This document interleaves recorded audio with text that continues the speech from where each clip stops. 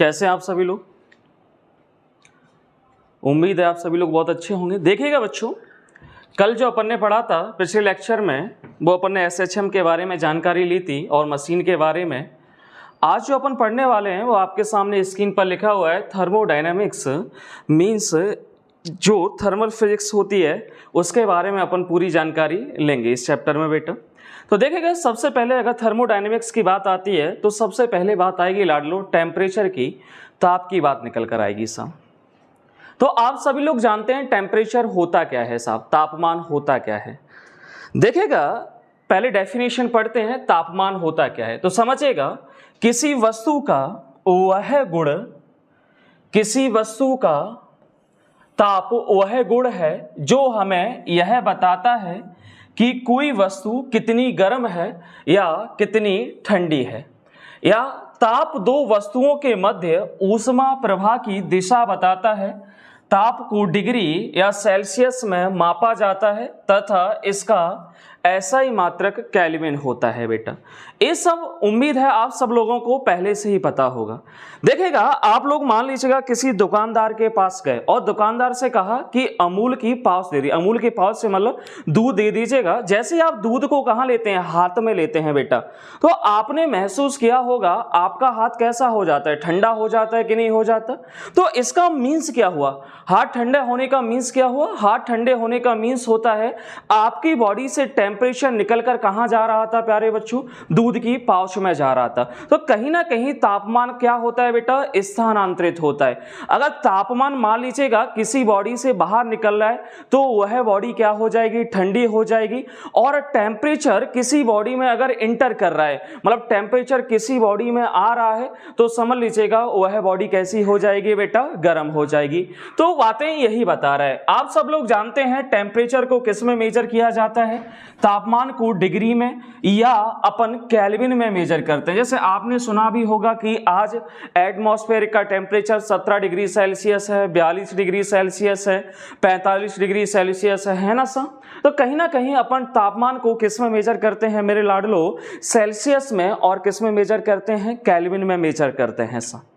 तो ये होती है टेम्परेचर की बातें।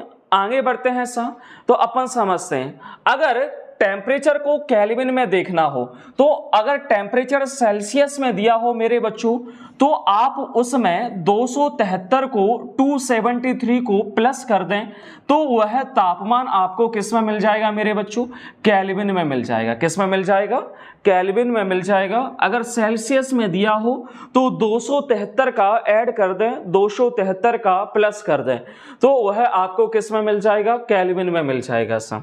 कुछ आंकड़े हैं जो डायरेक्ट पूछे जाते हैं मेरे बच्चों, वो आपको याद रखने होंगे सर।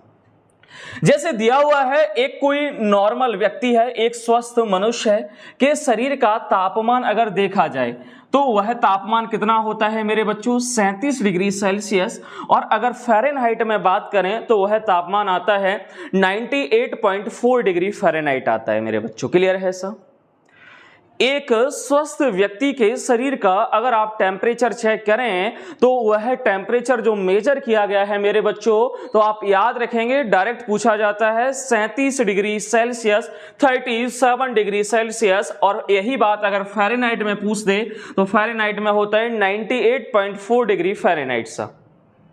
ठीक है लाडलो, चलो आगे बढ़ते हैं। देखिएगा, एक बहुत इंपॉर्टेंट पॉइंट लिखा हुआ है, किसी वस्तु का ताप यदि हमारे शरीर के ताप से अधिक है तो उसे छूने पर, जैसे मैं अभी कह रहा था, उसे छूने पर वह गर्म महसूस होती है। यदि इसी प्रकार किसी वस्तु का ताप यदि हमारे ताप से कम है तो उसे छूने पर वह वस्तु कैसा महसूस होती है, ठंडी महसूस होती है।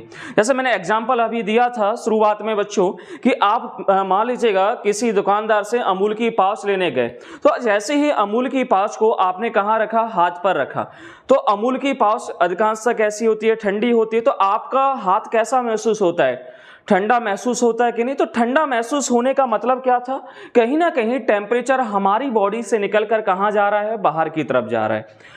और मान लीजिएगा कोई अगर अपना शरीर गर्म हो रहा है तो उसका मीन्स क्या होता है, कहीं ना कहीं टेम्परेचर कहाँ इंटर कर रहा है लाडलो, हमारी बॉडी में इंटर कर रहा है, हमारे शरीर में प्रवेश कर रहा है। अगर तापमान हमारा कम है तो हम सामने वाली वस्तु से तो हमें क्या महसूस होगा, गर्माहट महसूस होगी, और अपना तापमान ज़्यादा है और सामने वाली वस्तु कैसी है, ठंडी है, तो अपन को कैसा महसूस होगा, ठंडा महसूस होगा साहब। यही बात लिखी है साहब, क्लियर है। चलो आगे बढ़ते हैं। देखिएगा बेटा, एक बहुत बड़ी बात है साहब, जैसा आप स्क्रीन पर देख पा रहे होंगे, आपके लिए बेटा एमपी पीएटी टारगेट 2024, जैसा आप सब लोगों को पता है एग्जाम आने वाला है 2024 में साहब। तो उसके लिए आप सबकी मांग पर मेरे बच्चों हम डेली लाइव या रिकॉर्डेड क्लास आपके लिए उपलब्ध कराएंगे। या तो लाइव रखेंगे क्लासेस को, अगर लाइव नहीं हो पाती है किसी कारणवश तो उस क्लास को हम रिकॉर्डेड करके उस दिन आपके लिए उपलब्ध जरूर कराएंगे मेरे बच्चों। दूसरी बात इसमें स्पेशली क्या है, previous year question solution PYQ. कहने का मीन्स जितने भी पीवाईक्यू क्वेश्चन हैं पिछले साल में जो आए हुए क्वेश्चन हैं बच्चों, उनको अपन इसी ऑनलाइन प्लेटफॉर्म पर क्या करवाएंगे बेटा, प्रैक्टिस करवाएंगे उन सारे क्वेश्चनों की जो कहीं ना कहीं आपके लिए बेनिफिट है साहब, कहीं ना कहीं आपको लाभ देने वाले हैं मेरे बच्चों। क्लियर है साहब। तीसरी बात आपके लिए इंपॉर्टेंट ये है साहब, easy and target notes. Easy and target notes का मतलब किताबों में आप लोगों ने देखा होगा डिफिकल्ट लैंग्वेज में नोट्स आते हैं प्यारे बच्चों। मैं आपको बिल्कुल सिंपल भाषा में, बोलचाल वाली भाषा में जो शब्द यूज होते हैं साहब, उन्हीं शब्दों में आपको नोट्स प्रोवाइड कराऊंगा साहब। और टारगेट नोट्स ऐसा नहीं है कि जैसे मैं अगर बात करूं साइंस की तो साइंस में कुछ भी रख दूं, नहीं, जो पीएटी में आने की संभावना है वैसा ही सारा मटेरियल आपको हम यहां लाइव और रिकॉर्डेड क्लास में बच्चों देने वाले हैं साहब।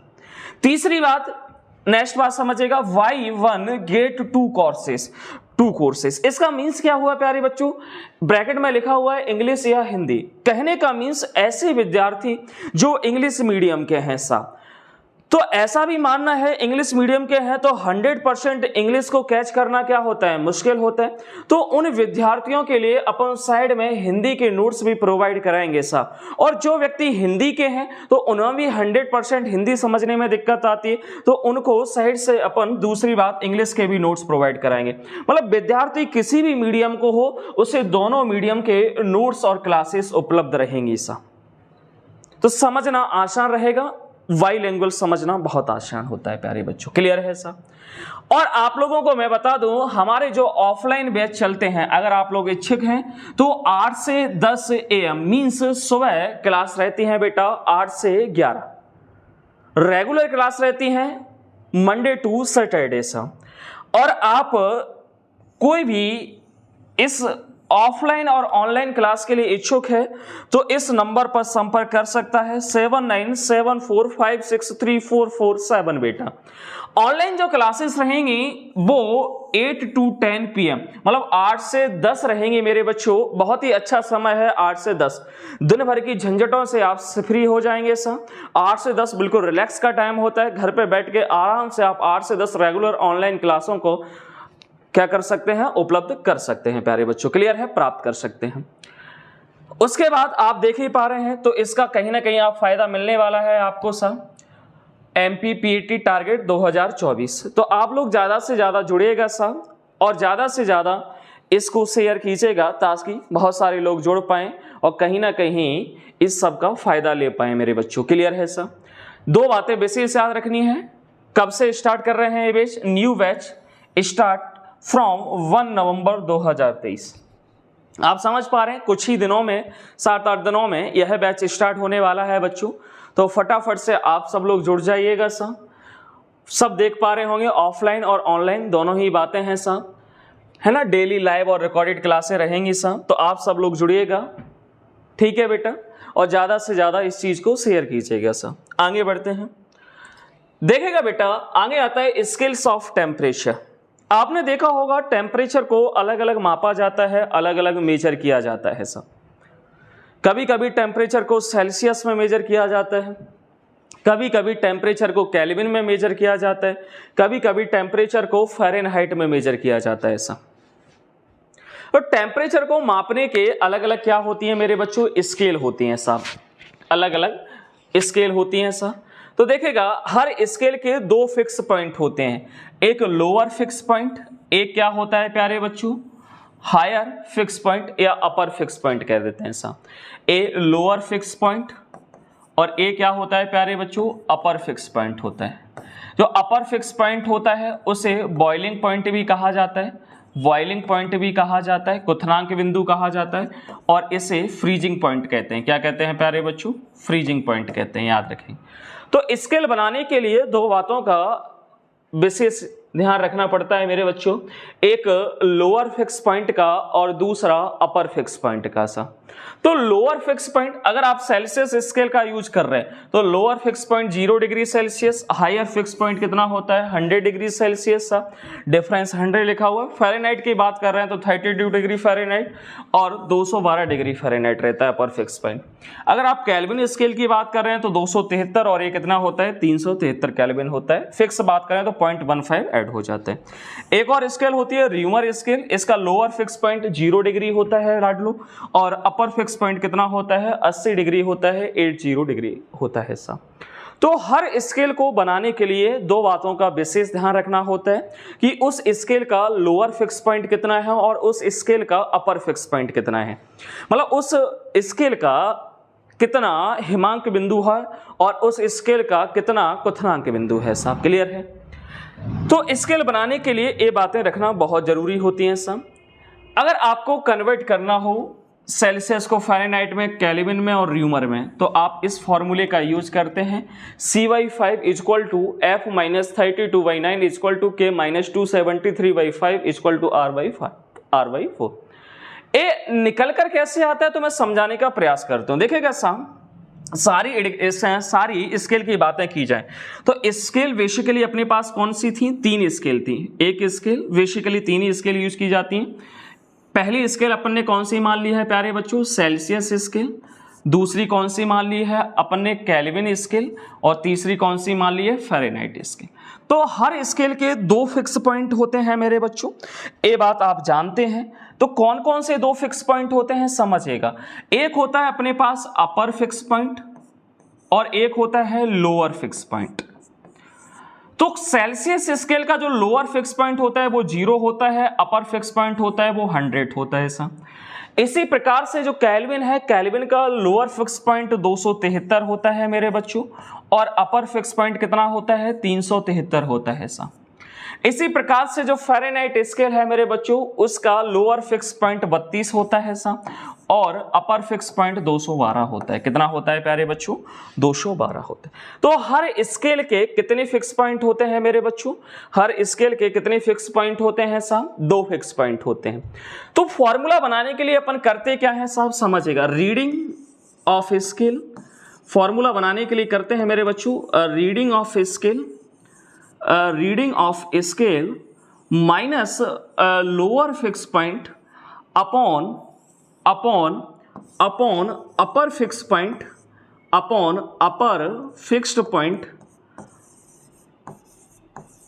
Point minus lower fix point सा, माइनस लोअर फिक्स पॉइंट। ये वैल्यू कैसी निकल कर आती है, कांस्टेंट निकल कर आती है। कैसी निकल कर आती है बेटा, कांस्टेंट निकल कर आती है, मींस नियत निकल कर आती है ऐसा।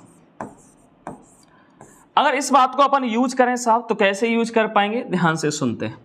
रीडिंग ऑफ स्केल, ये बातों को अपन सेल्सियस की बात करें तो रीडिंग ऑफ स्केल कौन सा है, सेल्सियस सी।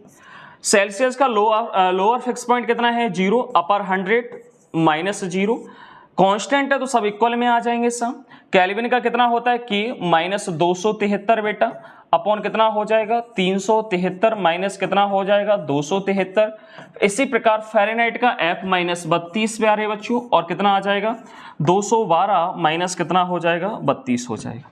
तो आप देख पा रहे होंगे यही फॉर्मूला आता है साहब, इस तरीके से बातें निकल कर आ जाती। यही अगर सॉल्व करेंगे तो क्या आ जाएगा, इसका एक शॉर्ट फॉर्म आ जाएगा साहब। क्लियर है? तो इस प्रकार से फॉर्मूले निकाले जाते हैं मेरे बच्चों। क्लियर है? उम्मीद है आपको बात समझ में आ गई होगी सर। अगर देखिए क्वेश्चन आता है कि बताइएगा, क्वेश्चन आता है साहब कि बताइएगा किस तापमान पर, क्वेश्चन आता है किस तापमान पर सेल्सियस स्केल, किस तापमान पर सेल्सियस स्केल और फ़ारेनहाइट स्केल और फ़ारेनहाइट स्केल और फ़ारेनहाइट स्केल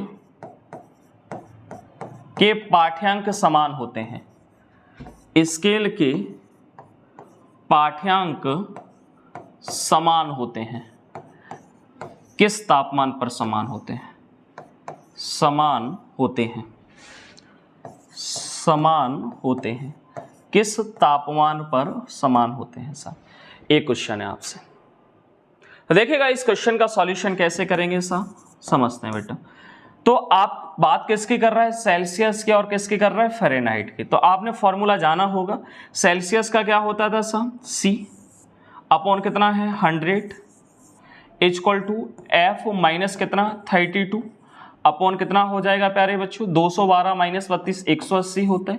बोल रहा है सेल्सियस और फ़ारेनहाइट स्केल की रीडिंग सेम है, तो C equal to F equal to कितना मान लिया प्यारे बच्चों? अपन ने X मान लिया।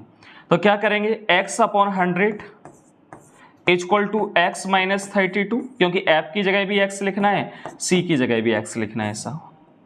32 अपॉन कितना? 180।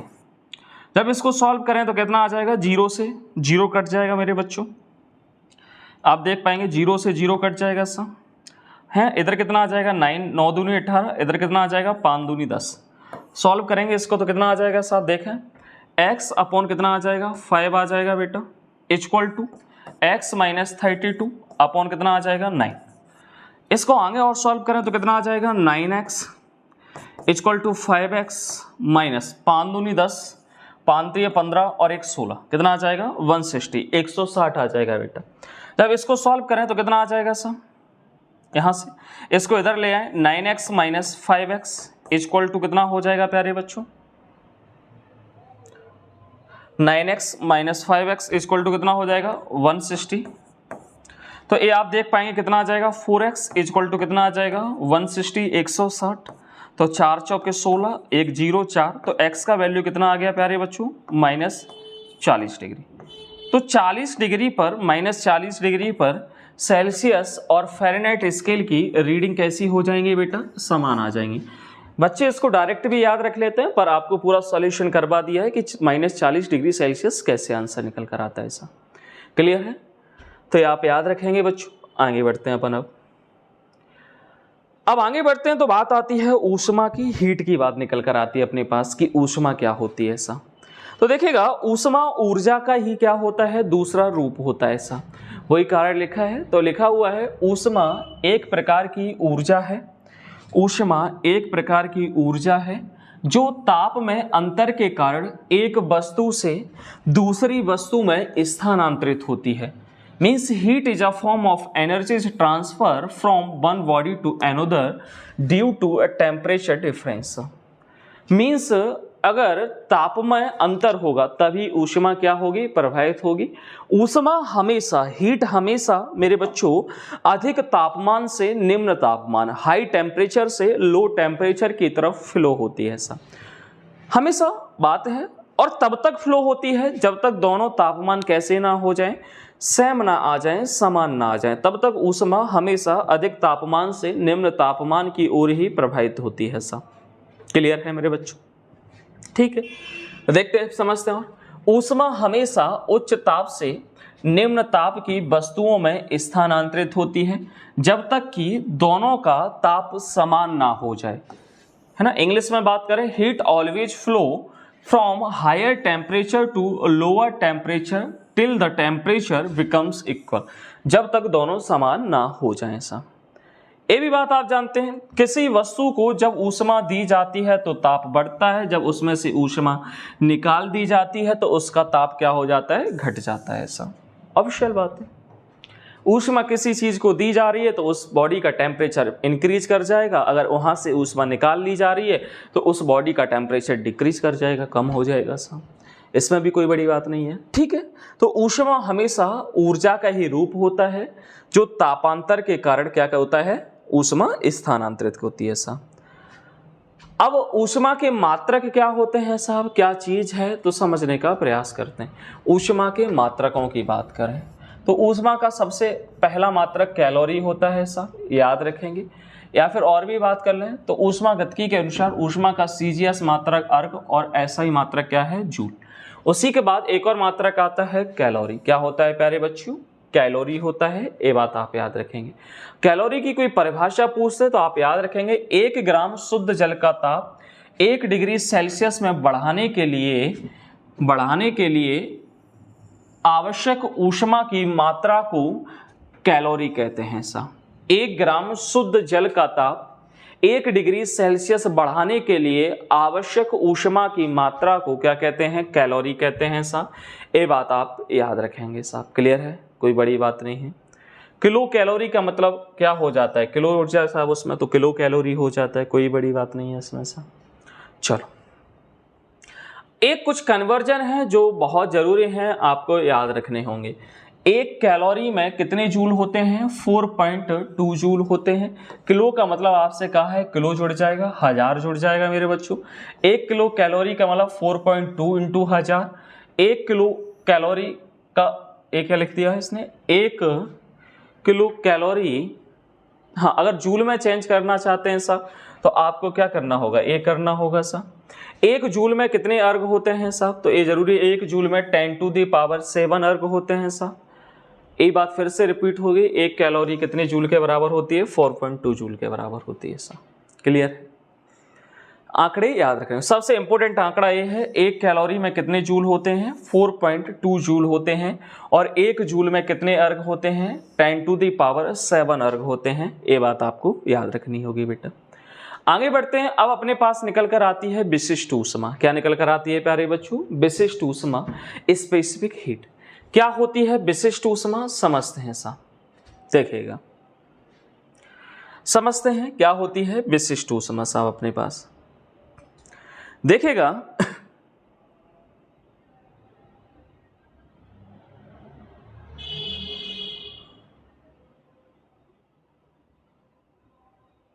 चलो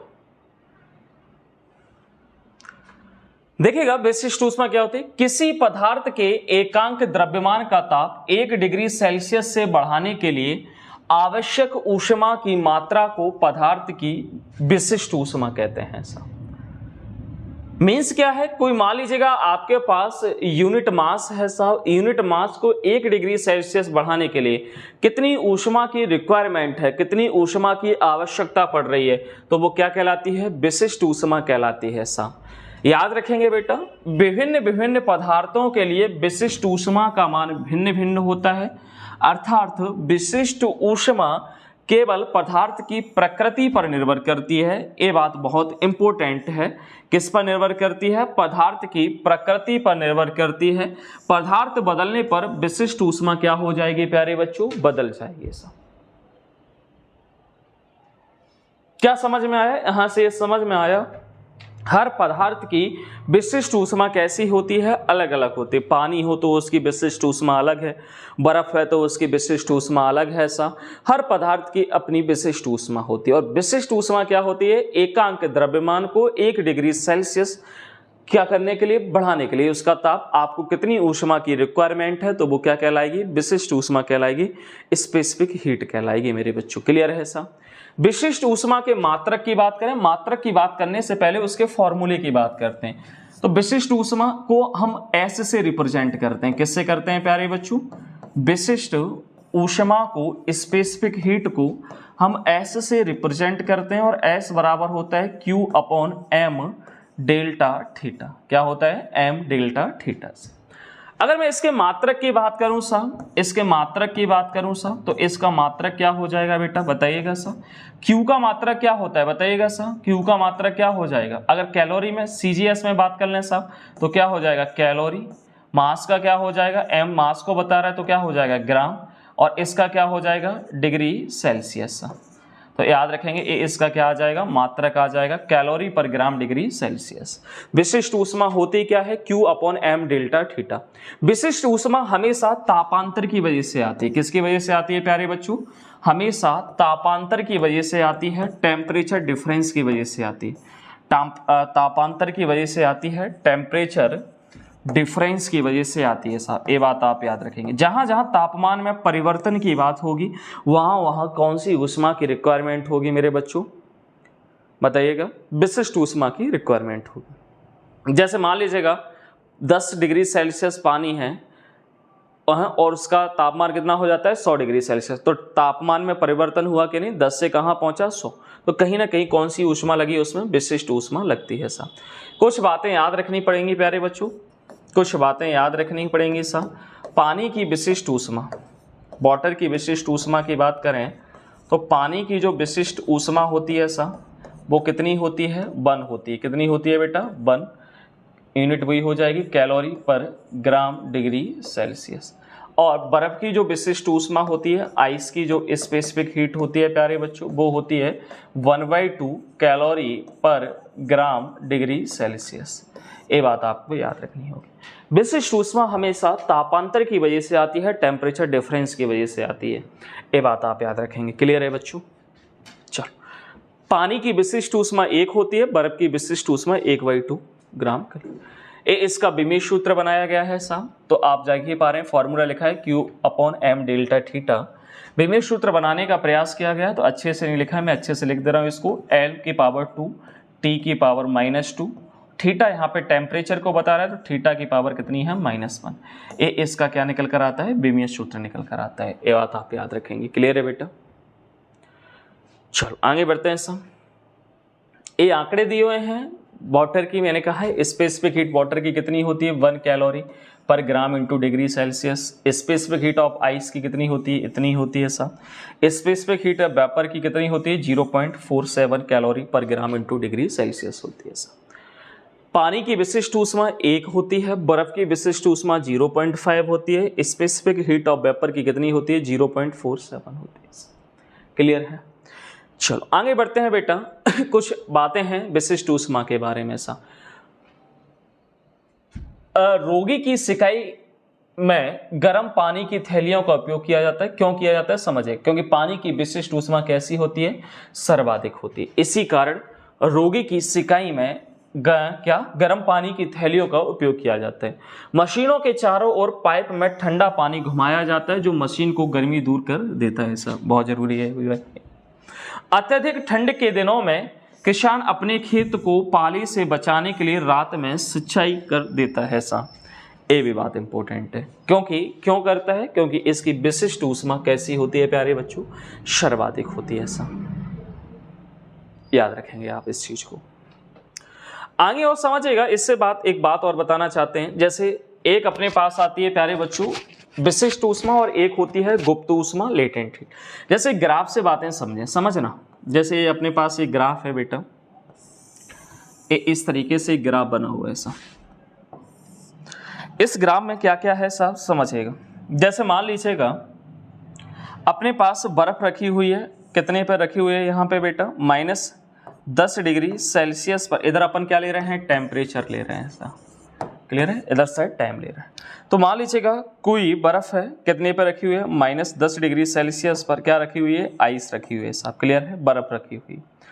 बर्फ को अपन किस में बदलना चाहते हैं, आइस को अपन किस में बदलना चाहते हैं, वेपर में बदलना चाहते हैं। तो वेपर में कैसे आइस बदलेगी समझिएगा।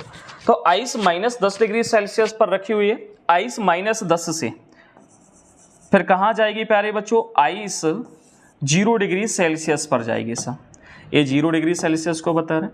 फिर यह 0 डिग्री सेल्सियस पर रखी 0 डिग्री सेल्सियस पर ही यह चीज किस में बदल जाएगी बेटा, वाटर में बदल जाएगी सब।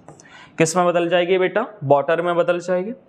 और इसे आप जब टेम्परेचर बढ़ाएंगे यहाँ से, तो मान लीजिएगा अगर 100 डिग्री सेल्सियस टेम्परेचर दे दिया जाए सा, तो यह कहाँ पहुँच जाएगा, वाटर 100 डिग्री सेल्सियस पर वाटर हो जाएगा सा, गर्म करते कर।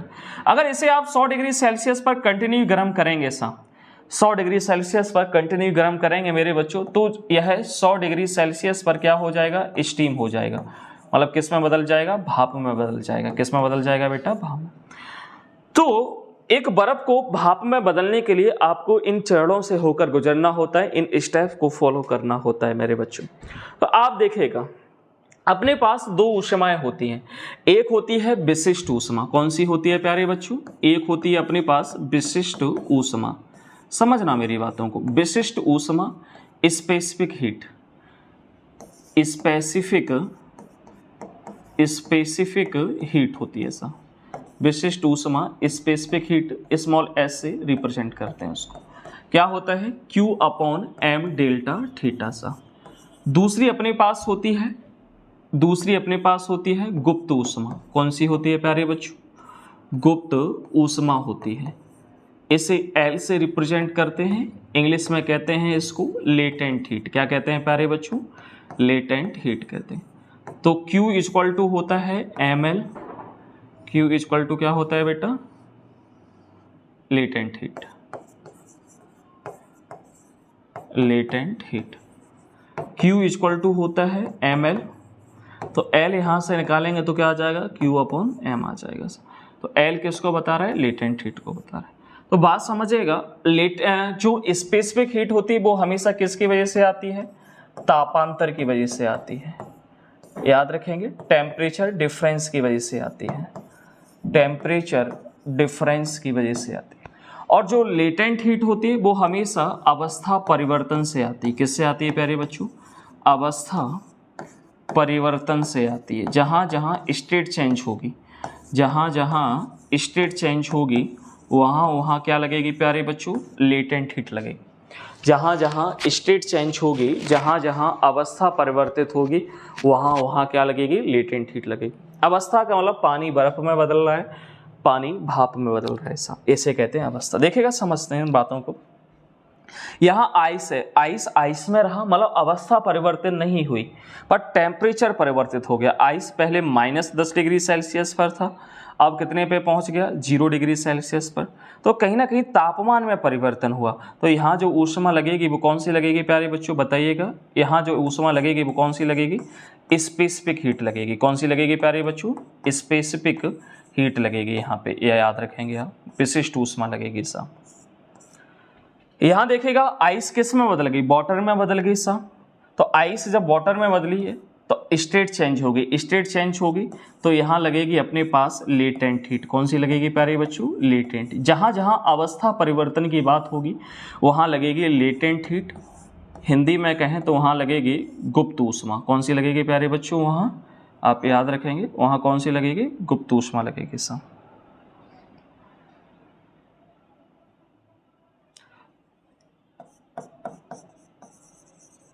गुप्त ऊष्मा लगेगी सा।